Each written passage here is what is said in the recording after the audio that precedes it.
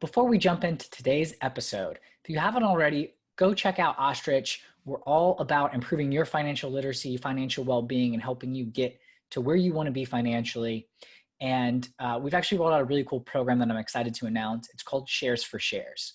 And we're actually giving away shares of stock in our company for sharing our network and helping grow the network. So go to getostrich.com, sign up, start sharing, and you can earn a limited number of referral shares that we've got available.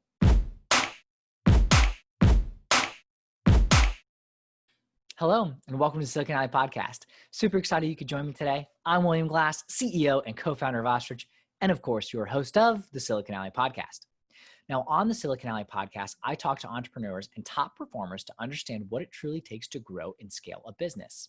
You'll get actionable advice that you can apply in your own business and life.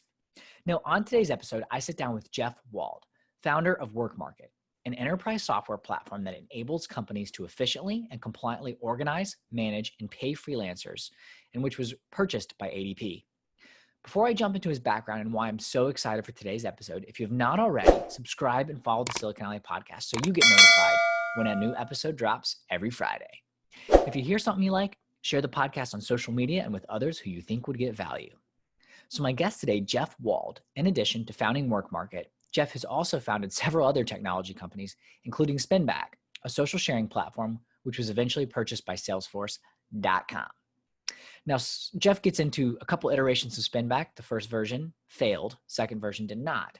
Excited for him to expand on that. But before that, Jeff actually began his career in finance, serving as managing director at activist hedge fund Barington Capital Group, a vice president at Israeli venture firm GlenRock, and various roles in the M&A Group at JP Morgan.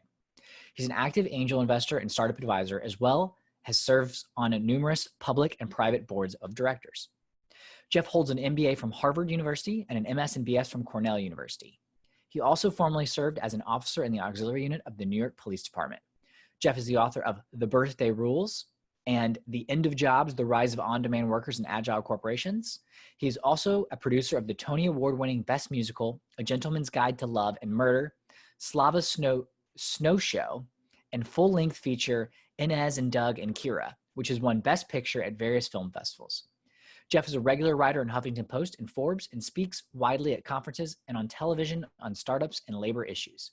Jeff was named one of the top 100 most influential people in staffing by the Staffing Industry Analysts in 2017 and 2018. On today's episode, Jeff shares incredibly powerful advice for startup founders and also provides insights into how COVID will impact the future of work. While our conversation was recorded in mid-May before the death of George Floyd triggered a nationwide protests bringing racial inequalities towards Black Americans to the forefront of our attention, Jeff's insights into what it takes to truly change the status quo is even more prescient with that in mind. Jeff highlights how looking back at history, we can see how it takes truly seismic circumstances to incite change. And between the pandemic and resurgence of race conversations in the US, we seem to have the perfect storm. Now, enough of me paraphrasing. Let's get into it. Here's my discussion with Jeff Wald. You got no time to waste, but still you hesitate. Jeff, welcome to the Silicon Alley Podcast. Excited to have you on. Really excited to be here. Thank you for having me. Yeah, absolutely, absolutely. And what's exciting is Yotam Hadas, who was on 4 or 5 episodes ago, actually worked with you at WorkMarket. You were the CEO of WorkMarket, has sold to ADP and done some incredible things, and wanted to connect us because you've released a really exciting book that's coming out that is super relevant, especially in today's time. So excited to talk a little bit about that and your journey as an entrepreneur.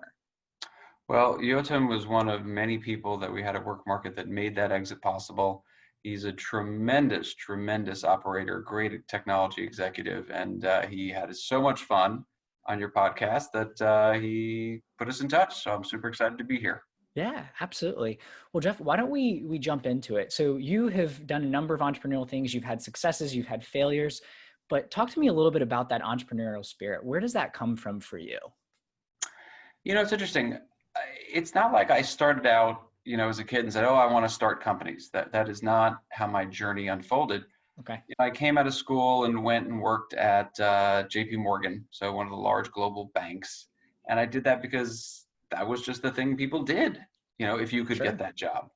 And so, I kind of started my path that way. I would say in business school, I got to really appreciate the dynamics of entrepreneurship and a host of other things. And that is one of the great things about business school, right? It lets you go sit back, think about your first few years as a professional, meet people that have taken very different paths. You know, as a young investment banker, the only people I really knew were other young investment bankers, because you didn't have time to go and meet other people that are being involved in civic organizations, social organizations, cultural organizations. You Sure. basically just sat in your office. And so getting a chance to meet entrepreneurs, people that had taken risks and started things, that was probably the germ of it. And then after business school, as opposed to going back to JP Morgan, who was kind enough to pay for business school for me, I ended up working at a venture firm and really getting to know entrepreneurs, backing entrepreneurs, and it was exhilarating. Yeah, no, absolutely. And, you know, it's interesting because there's sort of this divide, I feel like, when you think about entrepreneurs, of folks that say, just jump into it, ignore business school. And then folks that are very much that are saying, let's go the business school route, learn. So I'm curious, you know, how, beyond just making connections, being exposed to entrepreneurs, how did that impact you specifically going to B school and going that route? Well, look, going to Harvard for business school was one of the greatest things that I've been given the opportunity to be a part of. Okay. It is an amazing institution for Yeah. 1,000 reasons. It is the only one I applied to. It wasn't like I thought, hey, I want to go to business school. It was, hey, I want to go to this school. Okay. And I remember heading from the office to my apartment to get the envelope because my doorman called and said, hey, that letters that you've been asking about is here. And thinking to myself, this was a huge mistake. Why did I only apply to one school? That was crazy. But luckily, very, very luckily, I got in. And, you know, I don't know that anything more than being exposed intellectually, because there were certainly classes on entrepreneurial management where you studied the starting of some of the great companies. And combining that, of course, with getting to spend time with people that had started some companies that were successful, some companies that weren't. Sure. That was just a very interesting exposure. I mean, you know, early in your career, you get a very kind of myopic focus, right? You got to be very tunnel visioned to just do your job, do it as well as you can, build your work ethic and your professional, you know, bona fides, if you will, and, you know, then grow from there. And so the opportunity to expand your horizons is one of the great benefits of business school. Yeah. No, it makes a lot of sense. And, you know, it's interesting only applying to one. So it wasn't like, hey, I'm going to go to business school to go to business school. There's a reason, right? So there's something more to it. I love that. So you transition into working for a venture fund, right? Is that correct? So what was that experience like? You've been investment banking, so you've been on that side of the JP Morgan side of it. Now you're moving into working more directly with startups and companies. Talk a little bit about that transition. So there were two really interesting things that happened while I was there. Two things that I like to talk about a lot. One is my general approach to investing. And I'd always, you know, meet with teams, and as we got into it, you know, I'd kind of take up their business plan and be like, hey guys, the only thing I know is for 100% certainty is this business plan, it's wrong. It's 100% wrong. Everything in it is wrong. I don't know how it's wrong. Okay. I don't know which exact parts are wrong, and I certainly don't know how to fix it. But I am 100% sure that everything in there is wrong. All I can do as an investor is bet on you and your ability to adapt, because it ain't going down like this. It is not going to proceed exactly as you've put forward in that business plan. That business plan has to be a living and breathing document. You have to constantly adjust based on what your team is telling you, what the market is telling you, what your customers are telling you, competitors, vendors, advisors. All of that data has got to flow into you, the founders, the leaders of that team, and you have to adapt. Mm-hmm. And so the ability to adapt became one of the most important things that I was looking for. And I really loved having those conversations with founders and seeing, are you going after a big enough market? Are you thinking about this in a way that is going to allow you to adapt to it? That was always kind of lesson number one or story number one. Sure. Number two was a conversation I had with my boss about a year and a half before I left. And it was a reprimand. It was a sit down and we need to talk. I was like, oh no, what did I do? And I had done a lot of things that could have gotten me reprimanded. But this specific reprimand was, Jeff, we go to these meetings with entrepreneurs and you spend half the meeting telling them how amazing they are, how they're changing the world, how you're so impressed with everything they're doing. You have to stop that. We have to negotiate with these people. You are not their fan club. If you are so enthralled with entrepreneurship, you should go do it. We will back you in doing it. But if that's what you want to do, if you think entrepreneurs are so great, if you think that is what makes America great, and that was what I always used to say back then, political commentary on that statement, then go and do it. And I thought, yeah, I should go do it. And so, about a year and a half later is the point at which I finally got to the point with an idea, with a partner, that I was ready to go do it. And so I did. Started my first company. That's awesome. And so it's interesting to get that perspective. You have a boss come and reprimand you and actually sort of lay out and point out something that may not have been as apparent to you as, hey, this is something that you're really interested in, want to do, and go start an actual company and go solve problems out there. Yeah. So it's interesting how just things like that work out. I remember I would always say, look, the thing about entrepreneurs I always found so amazing, and there's a great example of David Perla, Sanjay Kamlani, who were both chief legal officers at companies, and they were seeing how all their vendors would do something, and they thought, well, there's a better way. Yeah. And they quit their job, and they started a company called Pangea 3, which is what they would have wanted as the chief legal officers of the companies. This is the vendor they wanted. Yeah. And so they just thought, there's a better way to do it. Nobody's doing it. I'm going to go do it. And I was like, this is capitalism. You guys think there's a better way to do it. And importantly, if you're wrong, it's going to be okay. Yeah. You will fail. You'll lose a bunch of money, your own. You'll lose a bunch of time. And you lose a bunch of money that is not yours. And you'll dust yourself off and you'll try something else. And the fact that we've built an entire ecosystem, people willing to fund you, people willing to join you, people willing to support you, of other, groups that, you can cross and share stories with.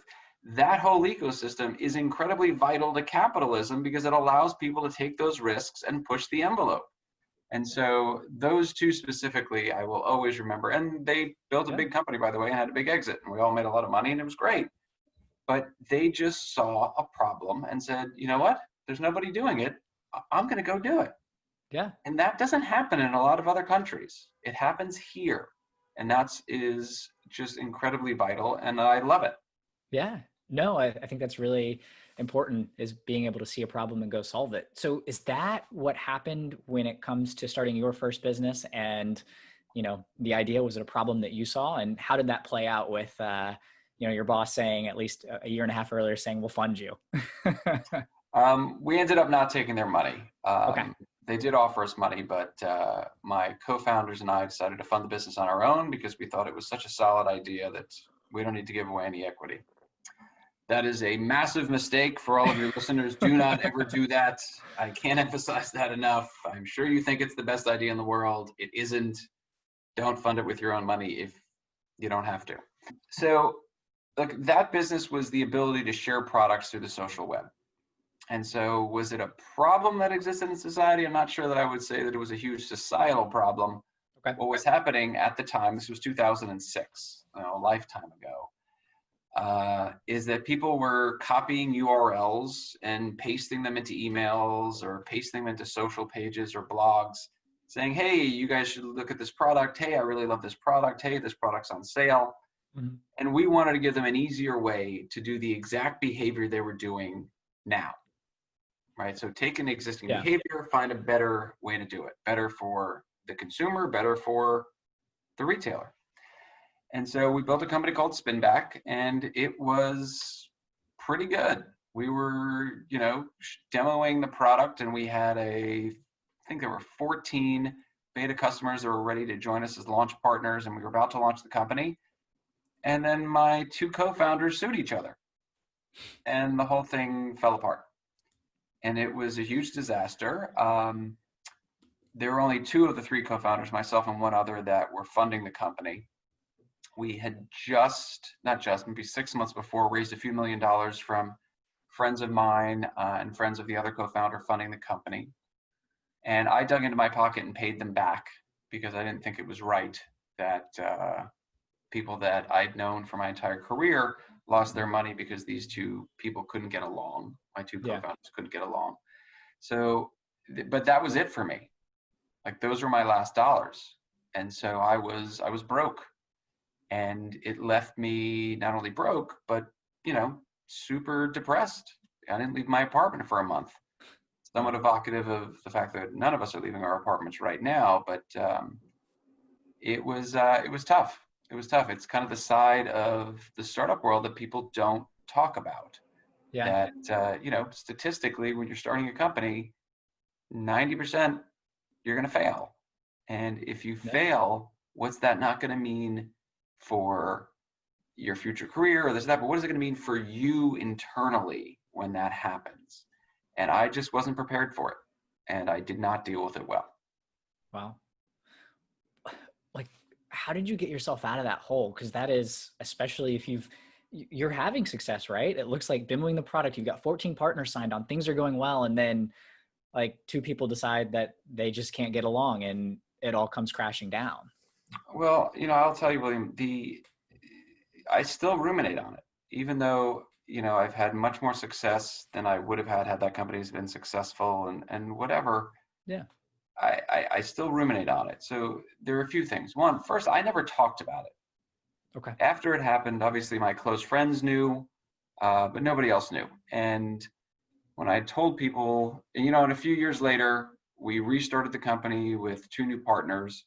So clearly the first three people didn't get back together. One of them settled with the other, and the first one went away. And then me and the other person that had been funding the company got the assets back. And we restarted the company, and two new partners joined us, and they kind of were in the front seats and we were in the back seats. And they ended up having a very good outcome. We sold the company to Buddy Media for a good amount of stock in Buddy. And then Buddy got bought by Salesforce for a huge amount of money. And we all made a good amount of money. And what I would tell people is, hey, I started this company called Spinback, and through various twists and turns, it got sold to Buddy Media.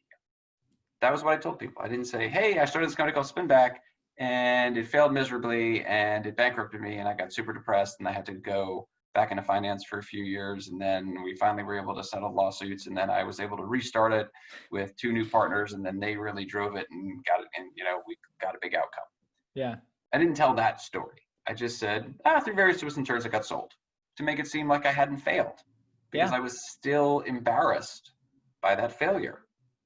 And it wasn't until WorkMarket, it was clear that WorkMarket was going to be, a 9-figure outcome, which didn't officially happen until January 2018. But it was very clear that we were doing something really, really special, and we were doing something that was going to be a successful outcome.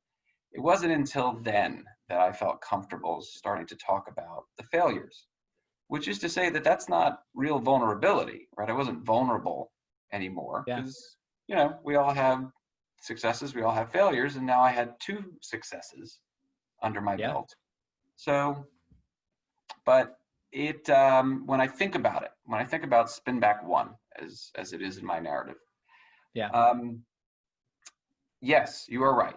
We had 14 launch partners. There were some very large retailers, and things were going well. And what I ruminate on is the fact that I was not confident enough to get one of those two others out. Okay. So, I can't name names, but let's say, Sure. Steve and Jessica, I should have said to either Steve or Jessica, you have to go.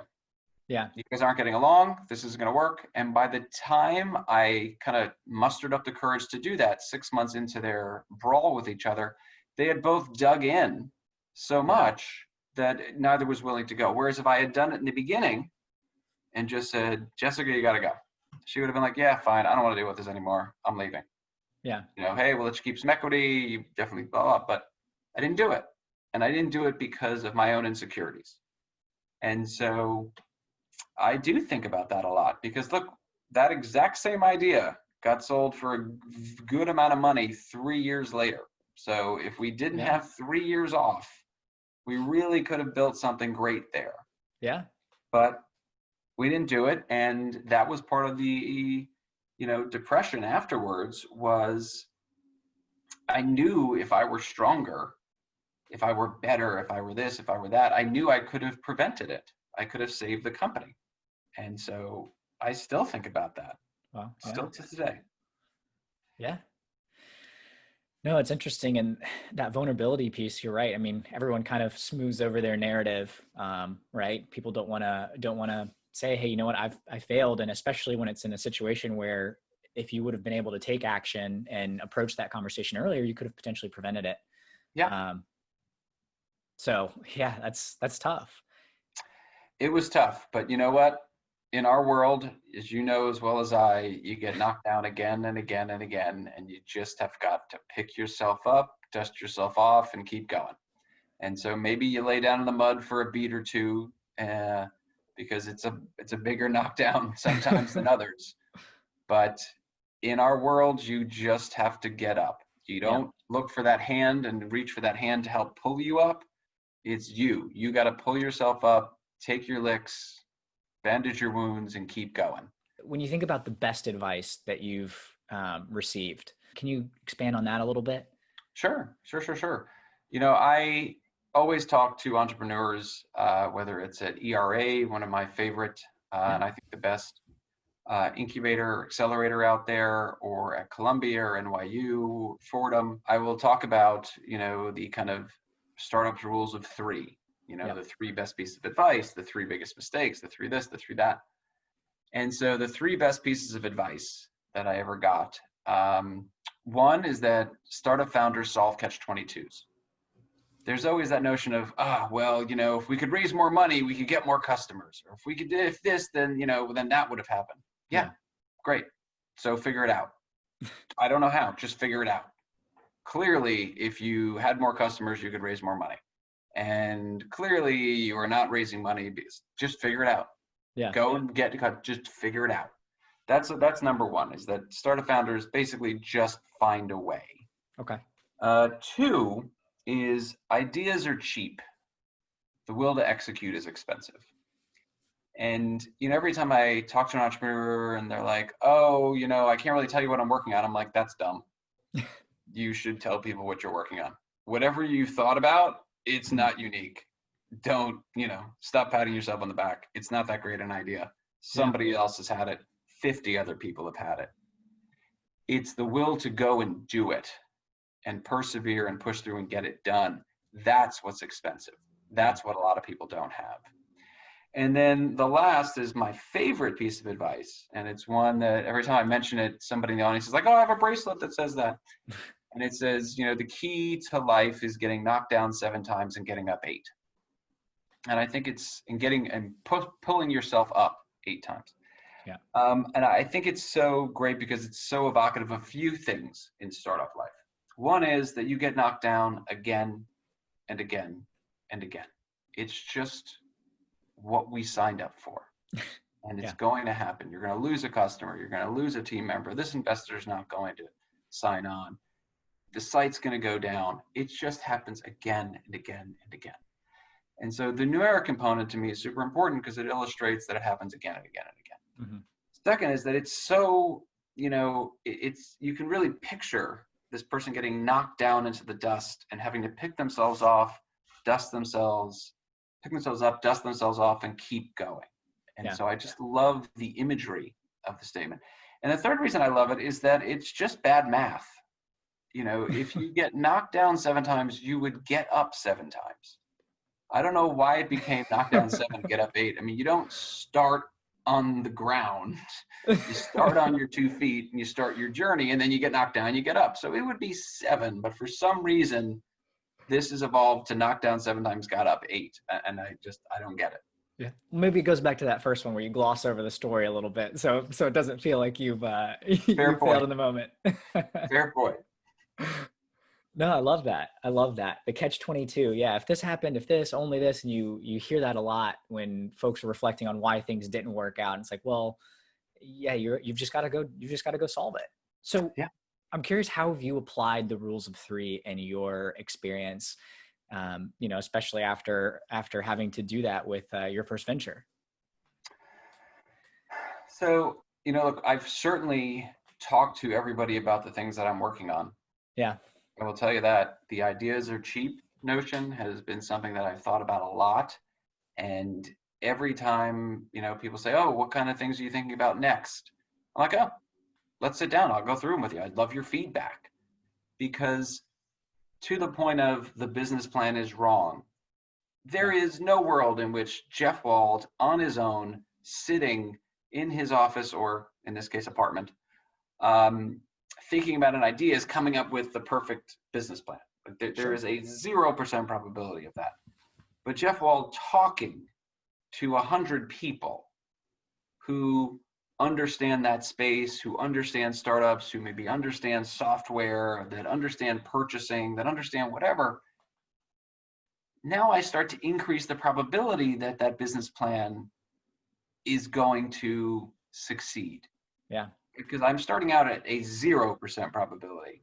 And in our world, the best you can really hope for is like 15 to 20% chance of succeeding, right? Yeah. And so the more people you talk to, the more experts that you talk to, you are going to be able to get a better and better business plan that comes out of it, so that when you're ready to actually start that journey, when you're actually ready to talk to investors, you've thought through a bunch of different scenarios. You've thought through a bunch of different things, because that business plan, again, it's a living and breathing document, and you've got to be able to constantly iterate. And the way to do that is to constantly talk about the idea, not to keep it to yourself and act like, oh my gosh, if anybody finds this out, they're going to copy it. If it's so simple that someone could just take it and copy it from you, it's a terrible idea. Yeah.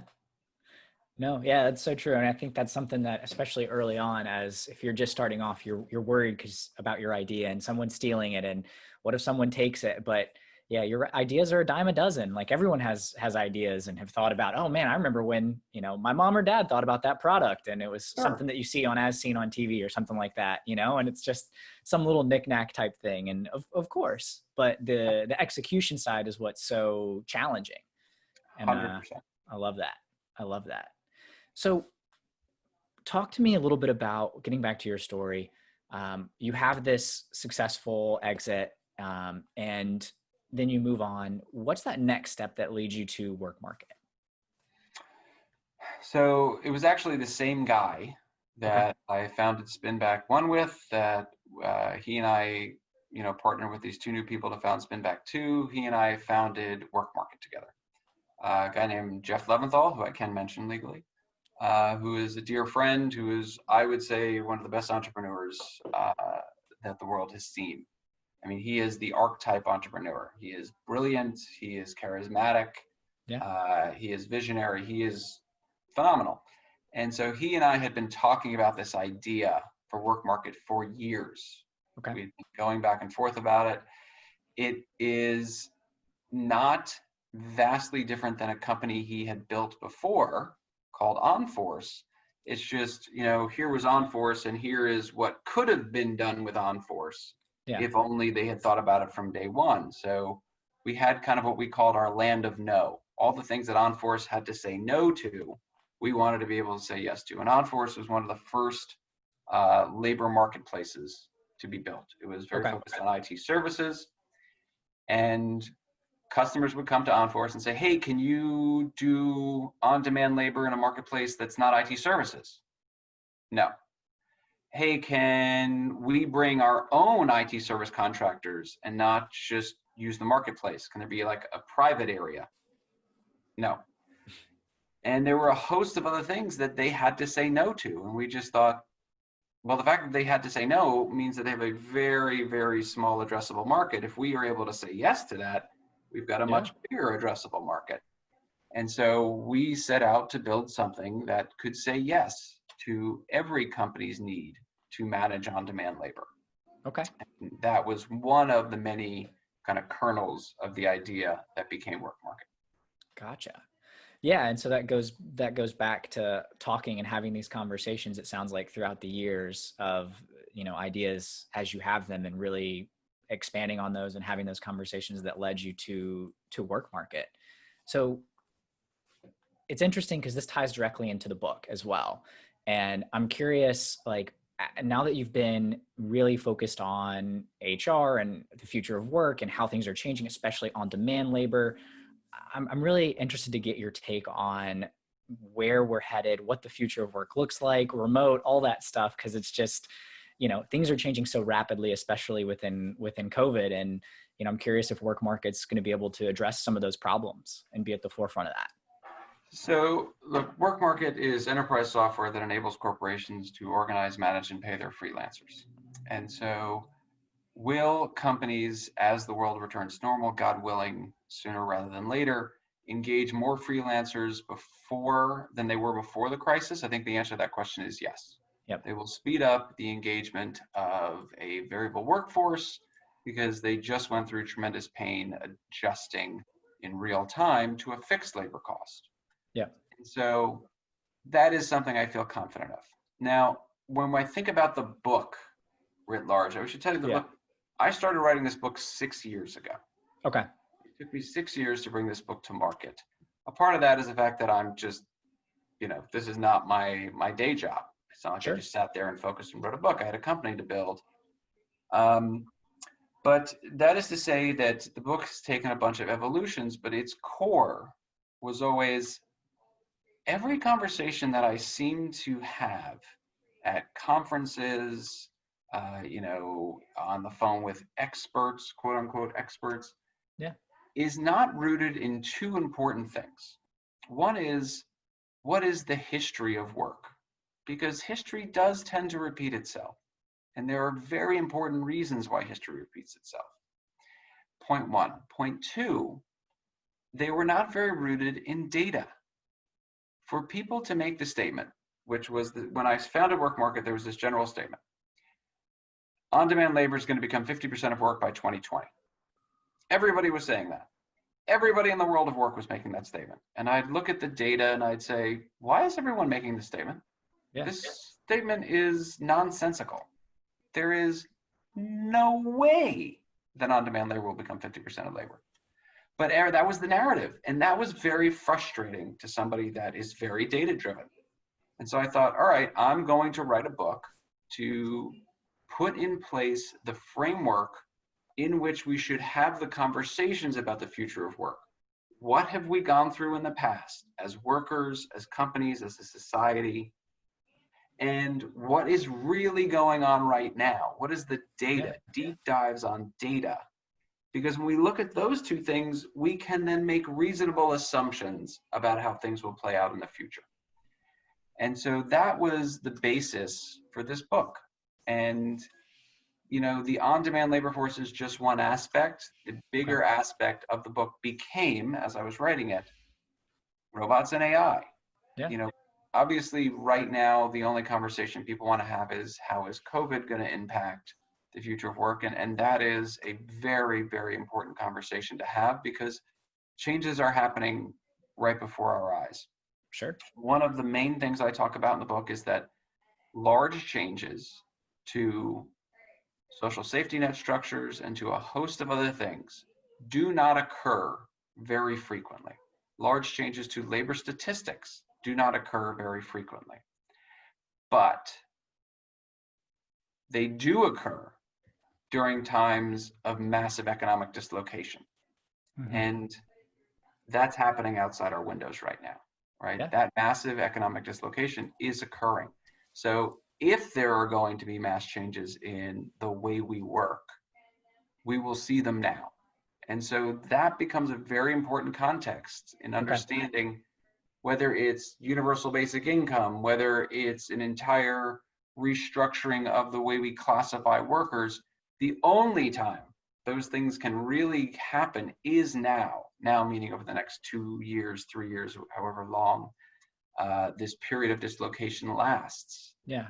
Because it just historically, it has never happened outside of that kind of economic shock. And so that's only one of the many lessons that we have from this framework for thinking about how COVID is impacting the future of work. Gotcha.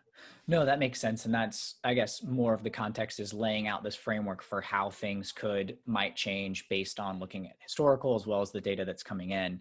And I guess that ties into the contest that was part of the book as well, which I love, by the way. I think it's a really neat component to put into the book. And would you mind talking a little bit about that and what folks can expect in terms of, you're not predicting the future, but you do have other folks that are? Well, I mean, I make my own predictions in chapter 9, but chapter 10 is by far my favorite chapter in the book. Now, it's my favorite chapter because I didn't write any of it, and so it's certainly my favorite chapter in that regard. But what I ended up doing was asking 20 of the most interesting, most thoughtful, most influential people in the world of work, people that are actually shaping the future of work, to write what they believe the world of work would look like in 2040. And they did it in any form in which they chose. Some people wrote letters to their grandkids. Some people wrote a short story. Some people just wrote, very data-driven and very analytical approaches. And I love each and every one of them.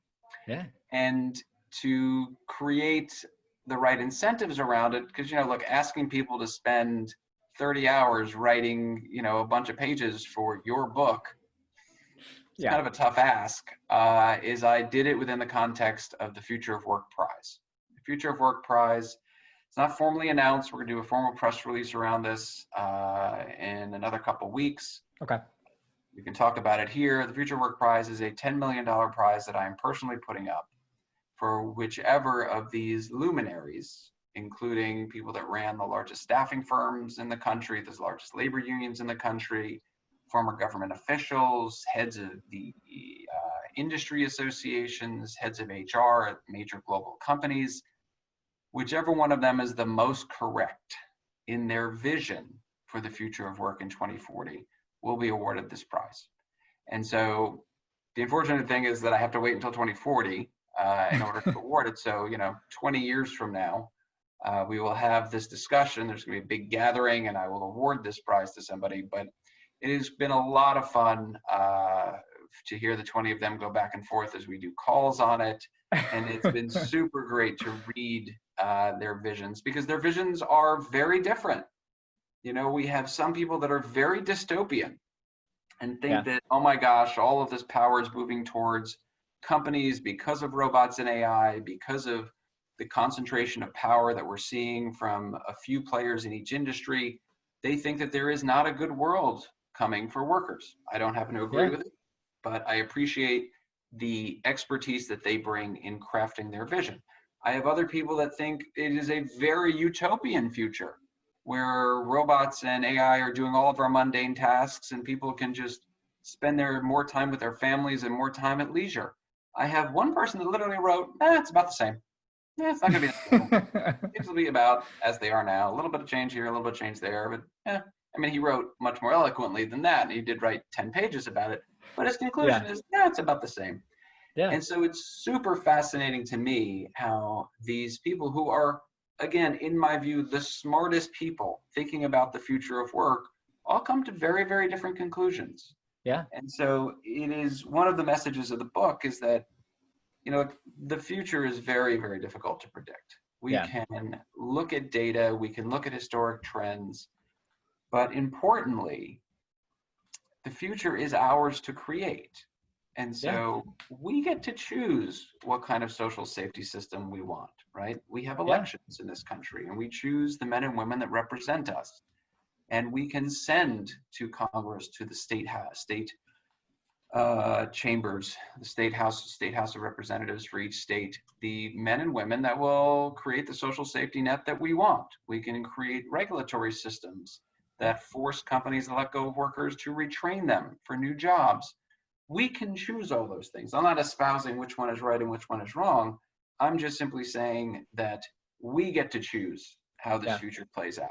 And so it's important to understand how it has played out in the past, what kind of organs within society, unions, social safety net, and regulation have helped workers to balance out the balance of power between workers and companies. Yeah. But understanding the historic framework is super important because we are on the precipice of a very large change within work, COVID notwithstanding. But I would say about COVID, aside from the obvious economic and health crisis that we are undergoing as a society, that for people to think about the future of work, the main conclusions are two things. One is there isn't enough data yet to know exactly how things are going to play out. Sure. And anybody that says, oh, this means this immediately, we don't know. You're making predictions based on very limited data. That's point one. Point two, it does seem to be accelerating some existing trends. Mm-hmm. Those trends are deglobalization, the breaking down of supply chains and the collapsing into geographic blocks. That is something that was happening prior to COVID, and it is speeding up. It is speeding up concentration. Those top 2 or 3 players in each industry that were taking a majority of profits, therefore had great balance sheets with lots of cash coming into this, they're going to be able to expand market share. Yeah. Is speeding up potentially the use of freelancers and on-demand labor. We don't have any data yet, but we think it is speeding up robotics and the cost-benefit analysis of companies spending the money to create more automation. Because you can imagine the conversations in boardrooms where someone says, well, the robots wouldn't be sick right now if our stores were entirely automated. They could all be open if they just had robots in them. And then lastly, and the thing that we do have the most data on, is remote work. That is the most clear trend that is being accelerated. And if you want to dive into that, we can dive into that because there is data to be had here. Yeah, no, that makes a lot of sense, Jeff. And I'm thinking, from a startup perspective, one of the things that we talked about before we got on actually was, best places for a startup. And I'm curious how the workforce dynamic plays into that, but remote work specifically. If you're building a startup now, you're building a company, how do you manage in the time of COVID / where we're headed in general? So, it's interesting. I think that the startup community has been much more advanced because we're smaller companies. We're more agile at engaging remote workers than, big companies. Let's just start with that. So we were always adept at this, point one. You know what else startup CEOs were always adept at? Being on a wartime footing. That's something you hear a lot right now in corporate boardrooms. Oh, we're on a wartime footing. Startups are always on a wartime footing. We're always about to go out of business. We're always scared of losing every single customer. Like we're always freaking out and don't know if we're going to make payroll. Like that is the life we chose. Yeah. And so, we are well suited to a crisis environment, and that is just because that's how we operate. But, increasingly what you're going to see, what you are already seeing, obviously, is big companies who, for the longest time, felt presence equals productivity or magic happens in the office or whatever it was that just said, no, I want everyone in the same office for whatever reason. Obviously, they can't do that right now. Obviously, all of the policies and procedures, the security infrastructure, all had to be put in place so that people could work remotely. And all of a sudden, that boss that said, no, I don't care what all the studies say, because all the studies say that remote workers are more productive, they're more engaged, they have lower attrition, they're happier, they cost less, both for the company and for the worker. They're more environmentally friendly. Yeah. I mean, it goes on and on and on. They said, no, I don't care. Now, all of a sudden, they're seeing it in real time in some companies and some industries. Some places, this is not working very well. Yeah. And keep in mind, they're being more productive, even though a lot of people are also being teachers and childcare providers and a host of other things. any company out there that says, oh, wow, we're actually just as productive. Imagine how much more productive those people are going to be when they don't have to play 6 different roles, in addition to having just the general malaise of the fact that they can't go outside, they can't go be with their friends. And Yeah. so in a normal context, people will really understand how much more productive people are. But so that allows us to make predictions that the remote workforce will be much larger than it was. And what is very exciting about that Mm-hmm. is that there were a lot of populations that simply couldn't get jobs at some companies, because the companies would say, oh, you need a flexible work arrangement. You need to be at home 2 or 3 days a week to care for a child, to care for a parent, to do whatever. You can't work here. Those populations will now get the opportunity Yeah. to work at those companies. Those companies will get access to entirely different talent pools. Yeah.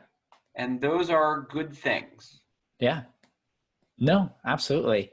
It makes sense expanding the potential talent pool and what companies can pull from, and just this transition. As you said, we actually have data to show remote work is not a thing of the future anymore. It is not. Prior to this, only 3% of the workforce worked remotely. Right now, about 40% of the workforce is working remotely. And when this is all over, we'll probably settle, my best guess, about 8%. Yeah. Yeah. Things are definitely changing.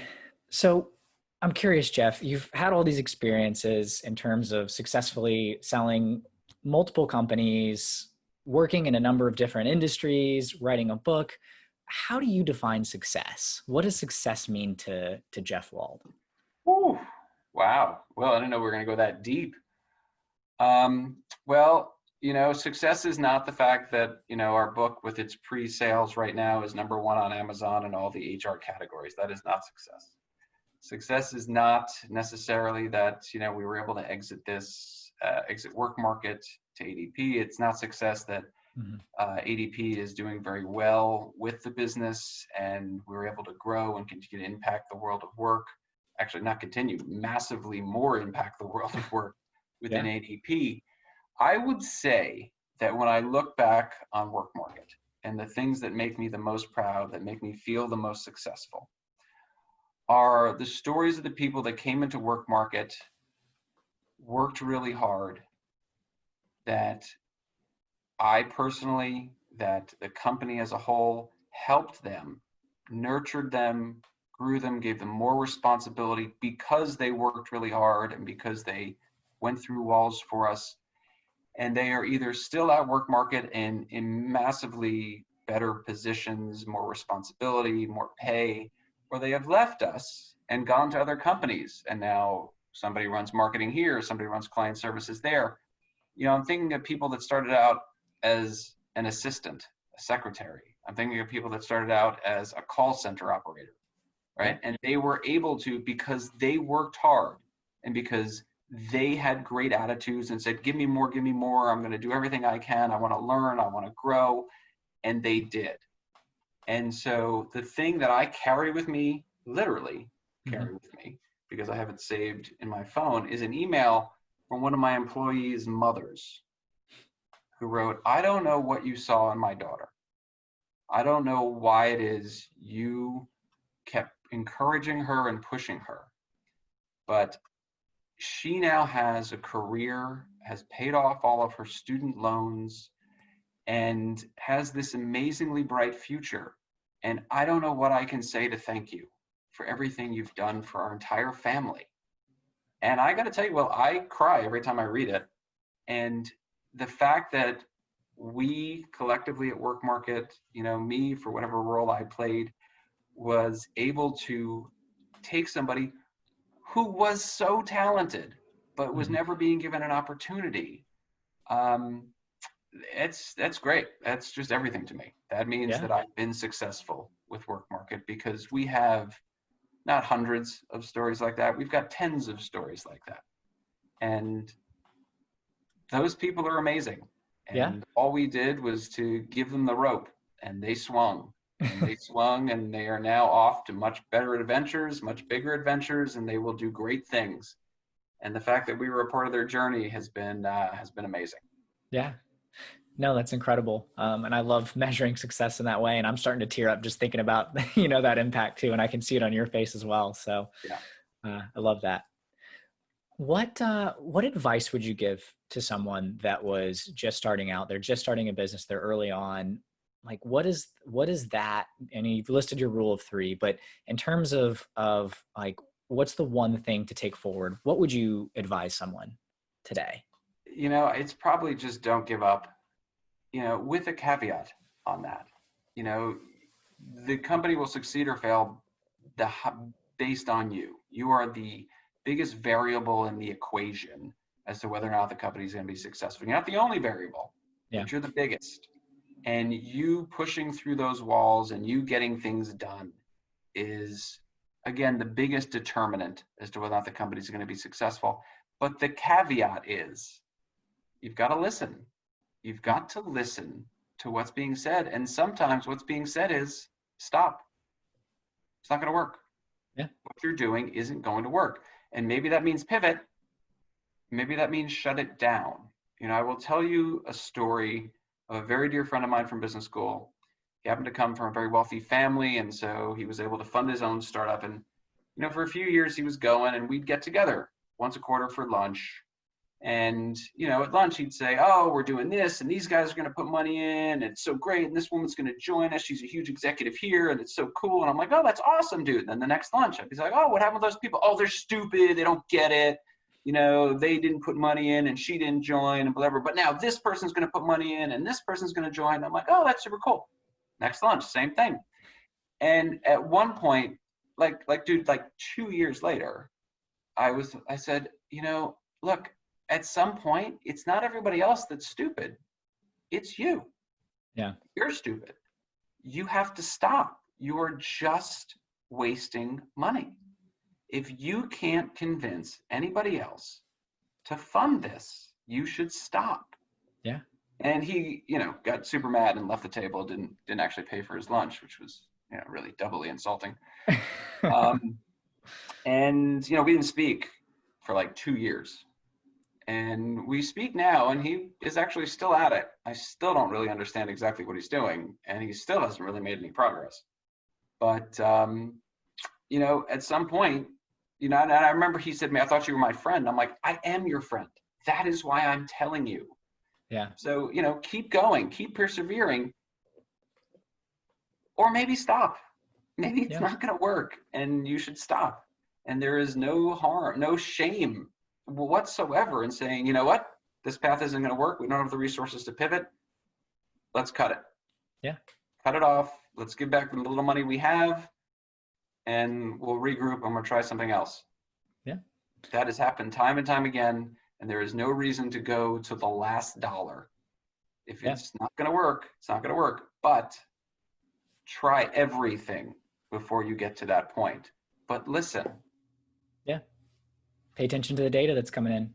It makes sense. Always pay attention, trust in God. Everyone else bring data.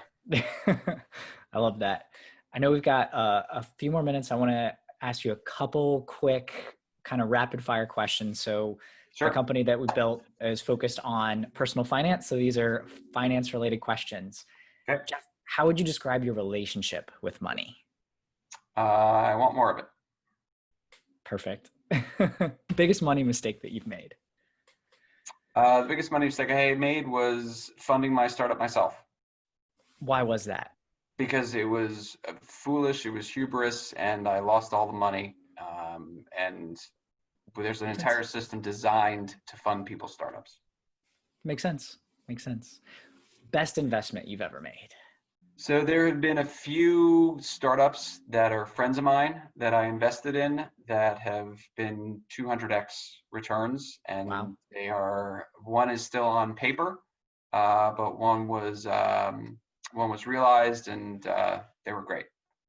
That's awesome. And these were friends of mine. This was not like, hey, let me research this. It was, hey, I'm going to found this company. I'm like, yeah, I'm in. Like, if it's you, I know you, and I'm going to bet on you. I'm in. Yeah, I love that. That goes back to what you talked about earlier in terms of your investment ethos. I know this business plan is wrong. I don't know how, but do I believe that you can solve the problems? Sure. So, and then last, in terms of the biggest challenge facing everyday Americans when it comes to finances, what is that? Ooh, that is a tough one. You can certainly think about the fact that 40% of Americans don't have enough savings for a $400 expense. You can think about not enough people have access to financial products and rely on payday loans and other just predatory means of financing things. Yeah. You can think about the fact that people don't have access to financial knowledge. And I think those are all fundamental problems with society and people's ability to have the resources that they need.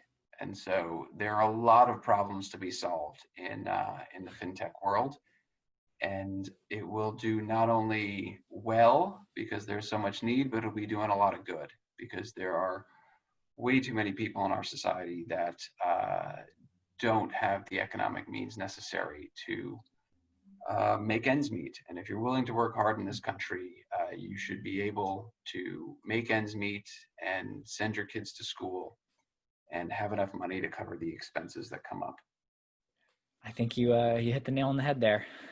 Jeff, this has been a lot of fun. I appreciate you sitting down. I want to give you the last word, any words of wisdom, things like that, as well as please let the audience know how they can connect with you and support what you're doing, get the book, all that fun stuff. Sure. So connect with me, at Jeffrey Wald on Twitter or on LinkedIn or the easiest ways. The book is available for pre-sale now. It comes out on June 2nd, but it's available on Amazon, Barnes & Noble, Apple Books, wherever, reading material is sold.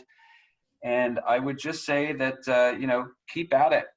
No matter what you're doing, just listen to the data. But the biggest variable in determining success is you. So keep trying, pick yourself up, dust yourself off, and get back in the game. I love it.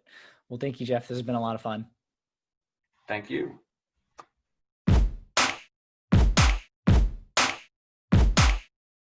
All right. So that concludes my conversation with Jeff Wald. Now, what I really loved are a couple of things. One, Jeff really opened up about the fact that depression is real, especially if your identity as a founder is in the idea that you're going to create this business and what happens when your business fails, especially when it's something looking back on. If you would have addressed the problem sooner, you'd have been able to solve it.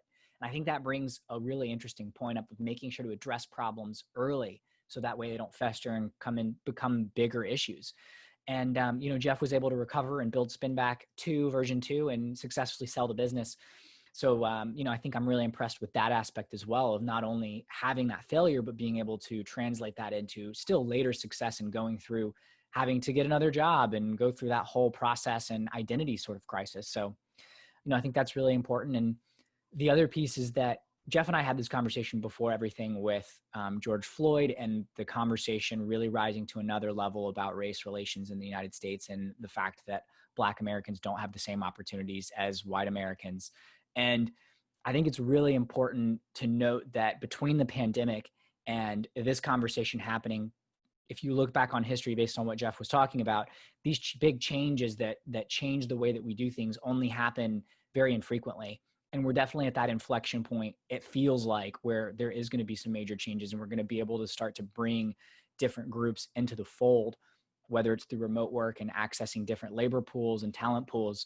It's not going to be easy, but it's definitely something that I think needs to happen and should happen moving forward. So things that I'm reflecting on from our conversation.